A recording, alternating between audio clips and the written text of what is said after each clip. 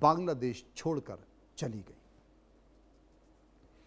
ऐसा क्या कारण था कि हसीना को भारत में शरण मिली? हसीना को भारत में शरण मिलने के बाद बांग्लादेश की तरफ से क्या क्या बड़े मामले थे, बयान थे जो सामने आए, मैं आपको बताता हूं। असल में हसीना को अदालत के सामने पेश करने के लिए सरकार प्रयास कर रही है।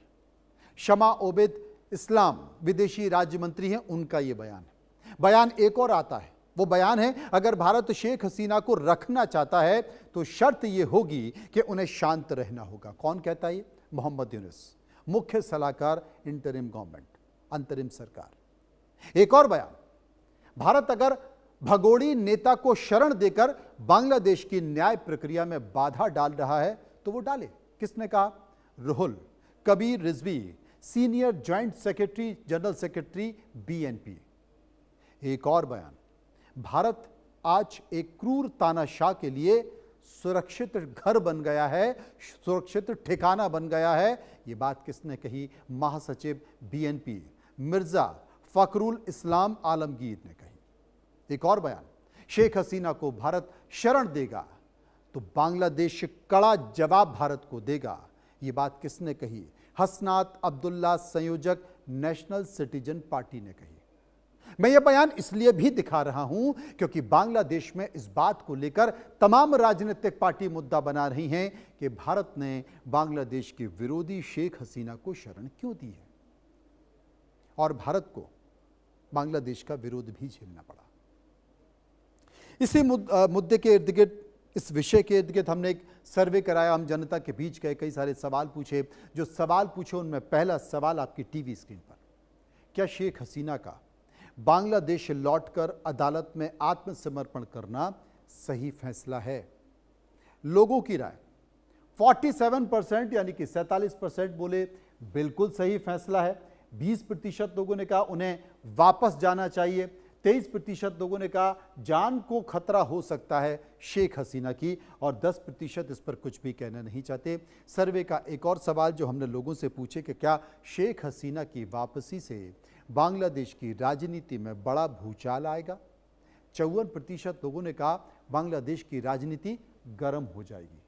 29% लोगों ने कहा कोई बड़ा असर वहां पर नहीं पड़ेगा। 11% ने कहा विपक्ष और मजबूत होगा, और 6% इस पर कुछ भी कहना नहीं चाहते।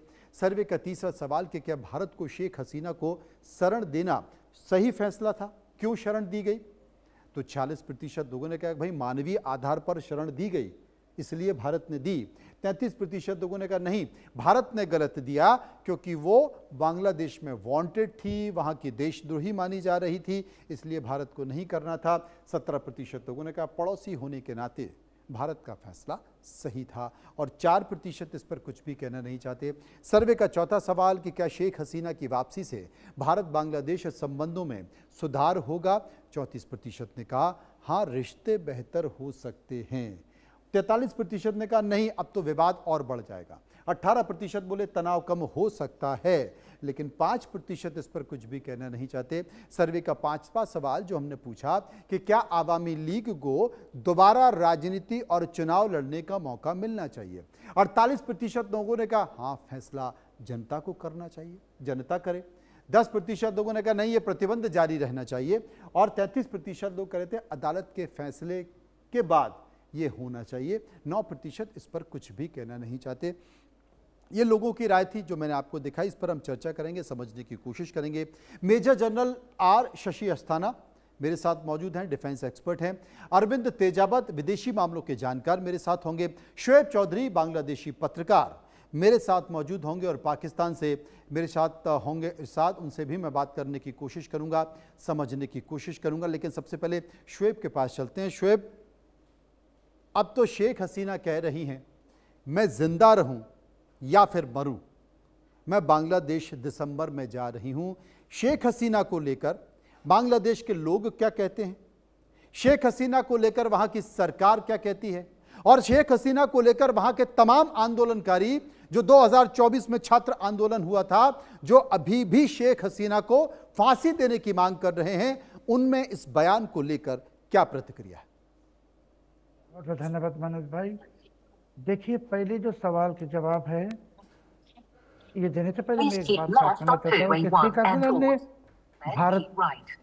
वो भाग के नहीं गए, उनको हमारे मिलिट्री हवाई जहाज में भारत में दे के आए और वहाँ उनको शरण मिला। अभी जो शेख हसीना जी के जो अनाउंसमेंट आया है बांग्लादेश वापस आने की और जेल जाने की वगैरह, बांग्लादेश में अभी तकरीबन 1.5 करोड़ अवामी लीग लीडर्स और वर्कर्स के खिलाफ मुकदमा है। सो अगर शेख हसीना वापस आते हैं और सरेंडर करते हैं तो उनके साथ ये 1.5 करोड़ लोग भी सरेंडर करेगा और 1.5 करोड़ लोगों को जगह देने की जेल दुनिया में कहीं नहीं है। तीसरी जो बात है कि रिएक्शन क्या है, जमात इस्लामी कहिए या जो नेशनल सिटीजन पार्टी के बात आपने कहा ये है या बीएनपी, ये सब नर्वस हो गई क्योंकि पहले से ये सोच रहा था कि शेख हसीना आएंगे नहीं वापस और ये बार बार भारत को प्रेशर करेगा कि उनको वापस भेजो वापस भेजो। अभी खुद शेख हसीना आने की ऐलान कर दी और वो आएंगे क्योंकि इनके लिए ये पॉलिटिकल गैम्बल हो गया कि अगर वो वापस नहीं आते तो उनके पॉलिटिकल करियर बिल्कुल ही बर्बाद हो जाएगा। तीसरी जो बात है, चौथी जो बात है कि ये 2024 में जिसको हम लोग कहते हैं कि ये क्रांति थे, रेवोल्यूशन थे, कुछ भी नहीं थे, ये मिलिट्री बैक सत्ता पलट थे और इसके पीछे अमेरिकी डीप स्टेट वगैरह थे। आप जानते थे, दुनिया भी अभी जानते थे।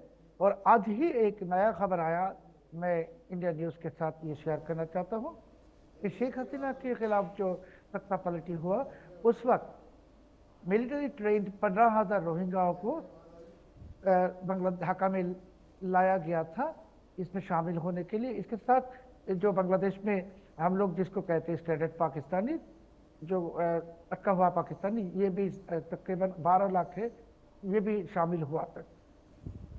अभी शेख हसीना आएंगे और उनके खिलाफ जो मुकदमा है, देखिए मुकदमा जो स्नाइपर राइफल के बात कर रहा है, 7.62 स्नाइपर गोली की, बांग्लादेश में 7.62 स्नाइपर राइफल आर्मी के पास है, आर्मी ये इस्तेमाल नहीं किया।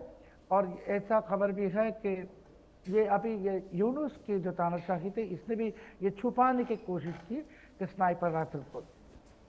लास्टली मैं कहना चाहता हूँ कि यूनुस के तानाशाही ने बांग्लादेश में बहुत सारे आर्मी जनरल्स को और आर्मी ऑफिसर्स के खिलाफ बहुत सारे मुकदमा दायर की और ये क्राइम अगेंस्ट ह्यूमैनिटी की मुकदमा भी दायर की। और बांग्लादेश के DGFI जो टॉप इंटेलिजेंस एजेंसी, इसके जितने डायरेक्टर जनरल से डायरेक्टर से सबके खिलाफ मुकदमा कर दी। तो यूनुस ने जो कॉन्फ्रंटेशन शुरू किया था आर्मी एस्टेब्लिशमेंट के साथ, वो कॉन्फ्रंटेशन अभी तक BNP भी कंटिन्यू कर रहा है।